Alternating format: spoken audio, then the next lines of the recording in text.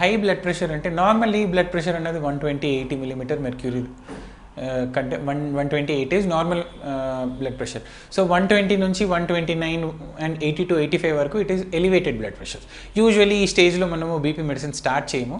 Any BP above 130/90 or 140/90 అయితే మనము ఖచ్చితంగా బీపీ మెడిసిన్స్ స్టార్ట్ చేసుకోవడమా, లైఫ్ స్టైల్ మోడల్ చేంజెస్తో పాటు బీపీ మెడికేషన్స్ కూడా స్టార్ట్ చేసుకోవడం జరుగుతుంది.